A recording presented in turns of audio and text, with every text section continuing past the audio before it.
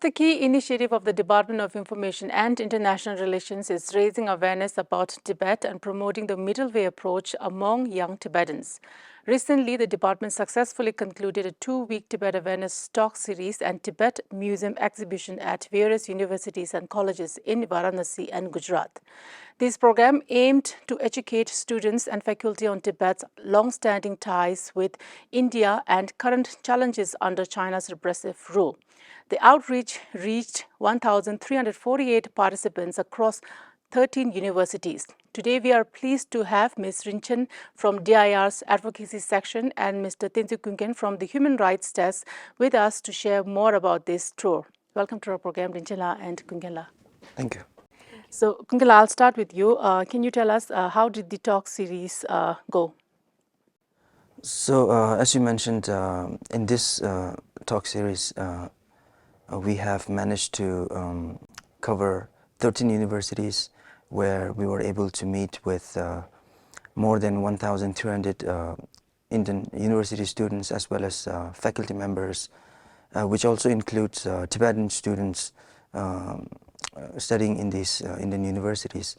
And one of the main achievements that I would say is that as compared to the last year's speaking tour in West Bengal, this time we have managed to reach almost double the number of audiences, which showed that we have managed to raise awareness on Tibet's issue for a large number of audiences. And secondly, not only aiming to raising awareness to the university students about Tibet, we have also managed to build a relationship with the local Tibet support groups in Gujarat, particularly in Gujarat as well as in Varanasi, who have helped us in arranging these talk series in universities as well as accompany us to all these talks in the universities. And so overall, I would say that this program has been a success in reaching out to, in achieving our priority of raising awareness of Tibet to Indian university students. Mm. So unlike the first talk series, which was last year, right, to the north, West Bengal and Northeast India, in the state of Sikkim and Darjeeling area. So where in this talk series, you have accompanied by the Indian support groups, right, Tibet support groups. So we'll talk more about that later. But I'd like to ask Rinchen, this is your first speaking tour, DIIR speaking tour. So how do you explain it? How was the experience and how did it go? I think it's a wonderful experience for me, as being my first experience to have such a talk series. And visiting to the, as Kunkhen have mentioned, that 13 different universities and colleges was a wonderful experience for me, especially when you talk about the Tibet and you build the network with the Indian youths. And also not only the Indian youths, I think it also built connection between Central Tibetan administrations and different universities, so that in future we can have a better collaboration or to create more awareness of Tibet, because we already have a bigger network than we have in the last few years. So Kunkhen, can you talk to us about the main purpose and focus of this tour in 2 cities, Varanasi and some cities in Gujarat, right? Some of the prominent cities. So as you mentioned earlier, our main priority of this Tibet Awareness program is to actually create awareness about Tibet, and not only on Tibet but also the relationship that India and Tibet shares in terms of religion, in terms of Tibetan language, in terms of the geographical location of the 2 countries. And the main idea is to connect with the Indian youths who are the future of India, and discuss with them, let them know about the relationship that India and Tibet has, and why Tibet matters, why resolving the Sino-Tibet conflict is crucial for the safety or security of India, and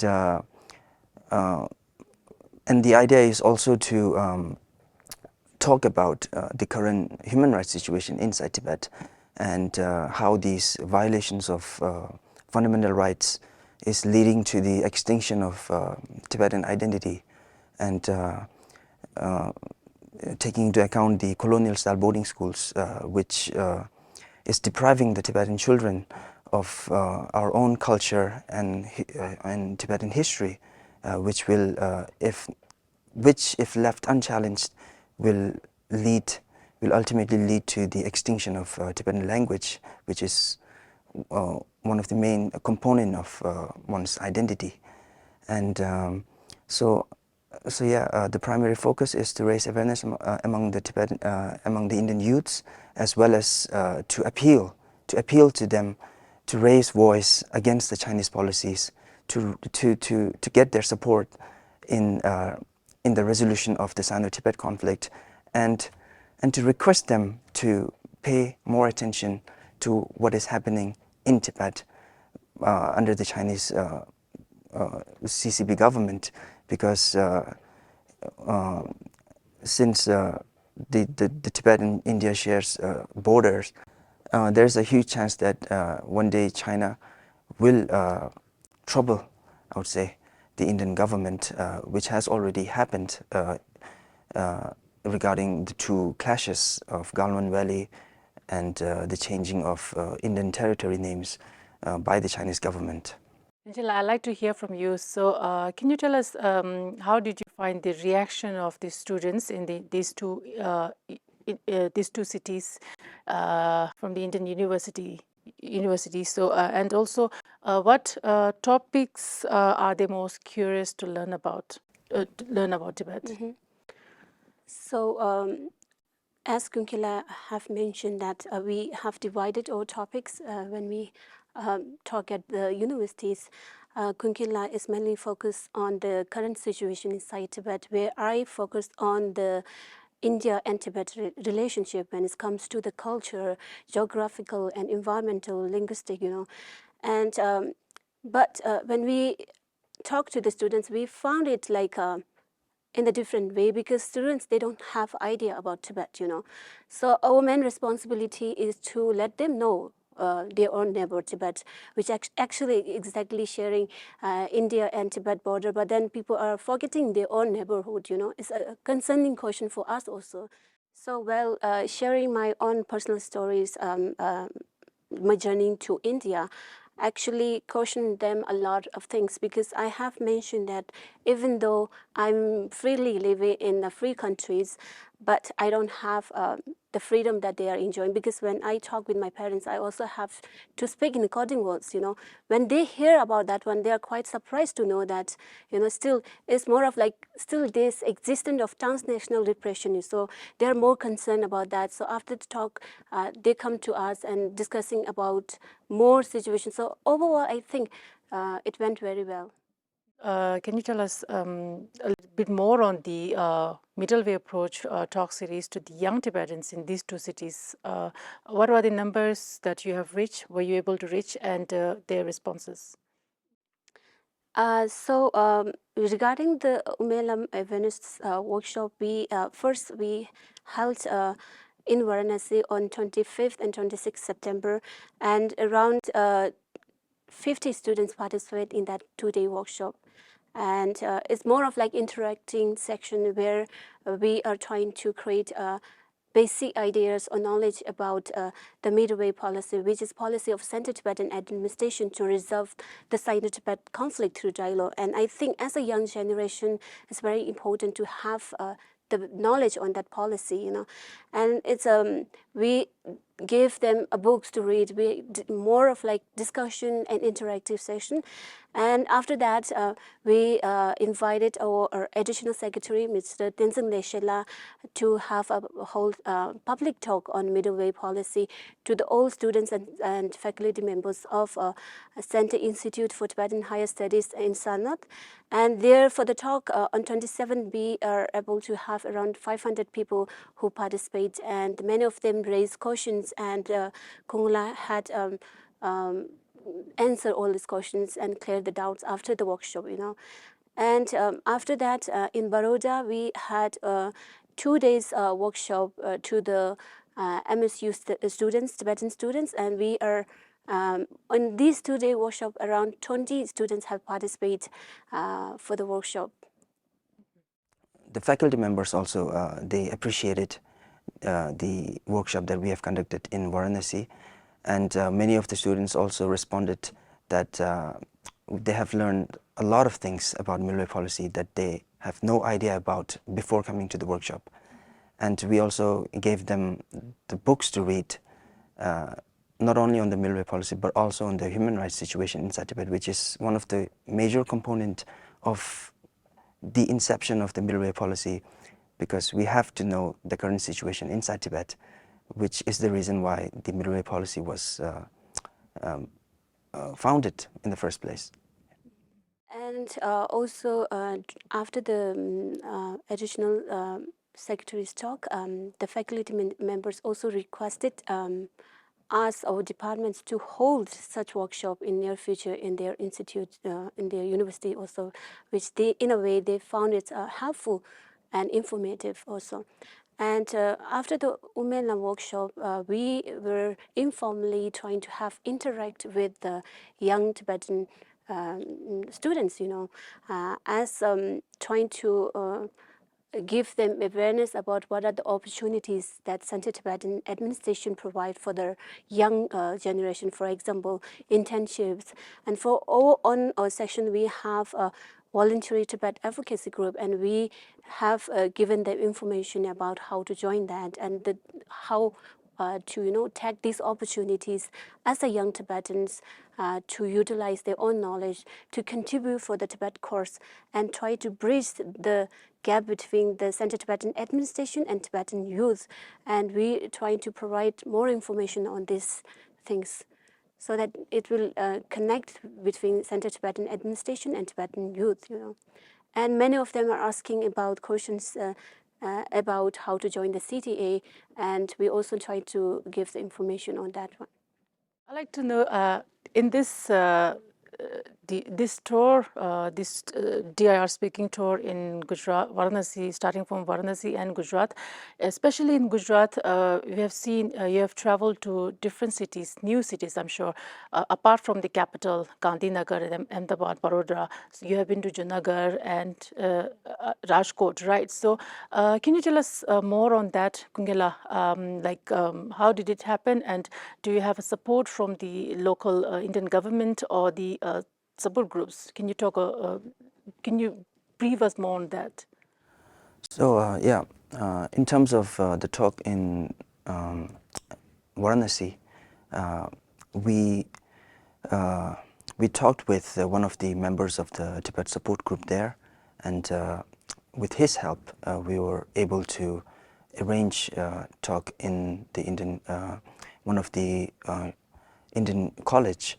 And the first talk we did was in the Varanasi Central Institute for Higher Tibetan Studies in Varanasi, and then we did one more in the Inter College in Varanasi, and after that we met with Tibetan students of the Banaras Hindu University, where we had an informal conversation, and we discussed various Tibetan-related issues, as well as the general idea of advocating for Tibet. And then in the talk series in Gujarat, we got a huge help from the state president of the Bharat Tibetan Sangh, Shri Bhavesh Joshi. With his help and the other members of the Bharat Tibetan Sangh in Gujarat state, we were able to visit around 10 universities in total, and in that too in 2 cities of Rajkot and Junagadh.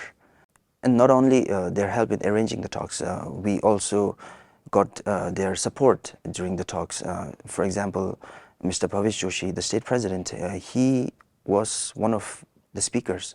So we are the 2 key speakers But Mr. Bhavesh Joshi, he accompanied us in all these talks, and before every talk, he gave the general introduction of the talk series in Gujarat in order to connect more closely with the audiences. And I'm sure most of the students at the university that you visited, the students, they mostly speak in regional language, right? So was it a challenge for you, to both of you? yeah, I mean, it was a challenge. In few universities, we had to talk in Hindi, and luckily for us, we have been able to convey the gist of our talk through because we know Hindi quite a bit, and it is also a lesson for us that for someone who is living in India, it is very important that we know the Hindi language, and through the language we can connect more closely with the audiences. And in terms of Gujarat, which is a new state for us, and we were surprised to learn that very few of the students actually know about Tibet, which also inspired us to conduct more of these talk series, not only in Gujarat but all over in India, in order to raise awareness of Tibet among the Indian students. Yeah. So after the talk, we had informal sort of interaction with the faculty members and also VC and register of the colleges. And many of them had mentioned that in future, if you could hold such talks, would be very helpful, because their students, including the professors and the faculty members, they don't have much idea about Tibet. And it is very important for them also to understand the situation inside Tibet, because India is sharing their border with Tibet, and also that's part. And they're saying that if in future, if you are planning to have such talks, we would love to conduct in our university so that they will have a deeper knowledge. As of now, it's more of like introduction of Tibet to the students, it's their first time. So, Rinchen, can you tell us, or can you talk to us about how did media coverage influence the overall impact of the Tibet Awareness talk series in raising awareness among the broader public in these two states? Apart from the talk series, the Bharat Tibet Sangh President Mr. Bhavesh Joshi have arranged a few press meetings, and we feel very grateful that because through the talk series we are able to reach around 1,300 people about to create awareness about the Tibet. But with help of media, we are able to reach a larger audience. For example, when we talk, our talk series was covered in 7 different regional newspapers, And I was informed that, for example, the Akila or the Gujarat Samachar, they do have a great number for the subscriber, for example, 55 like something for Delhi News. So, and they also inform us not only in India, abroad also they are subscribing the news. So I think not only in the Gujarat regional areas, but we are able to reach out to larger audience abroad also for that international levels, to create more awareness on Tibet. So I think that's played lead to a larger audience. Okay, and so before we sign off with this conversation, I'd like to know from both of you, starting from Kunkhen, can you tell us what was the primary takeaway from this tour? For me, the primary takeaway would be to do more of these awareness talk series in the future, because we think that by living in India for the last more than 65 years now, many Indians would be aware of this the situation inside Tibet and the Tibet issue, as we call it. But I'm surprised to know that very few, as I mentioned earlier, very few number of Indian population actually know about Tibet. So as Rinchen mentioned, the professors of the universities, they encourage us to do more of these talk, to come again in the state, to sort of as a follow-up to the talk that we did this year, and so yeah, any more of these talk series would really help us in reaching a larger number of Indian students, and to create awareness on the Tibet current situation inside Tibet, as well as to resolve the Sino-Tibet conflict. So what about you, Rinchen? Your takeaway from this whole tour?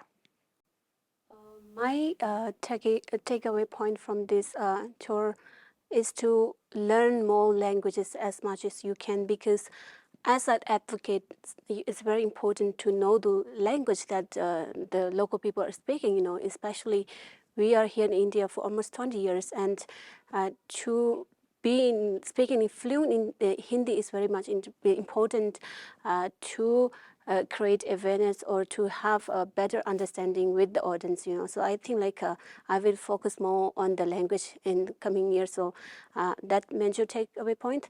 And second one is use your personal stories.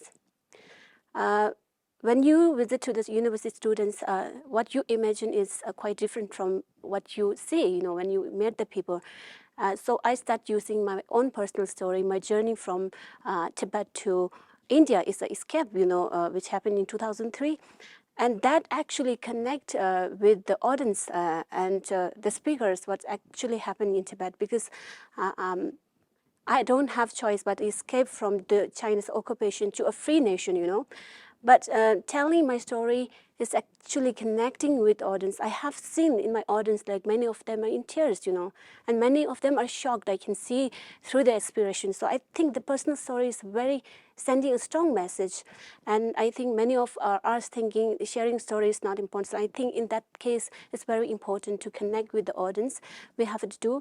I told them, many of them, that when I come in India, I have been studying to TCV schools where I can see the Himalaya mountains, So I told them, whenever I see the Himalaya mountains in the winter time covered with snow, our land we call it snowland, right?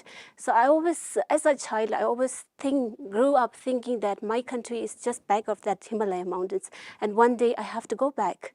And I told them that strong connection since the child I have, thinking that one day I'm going back to my country.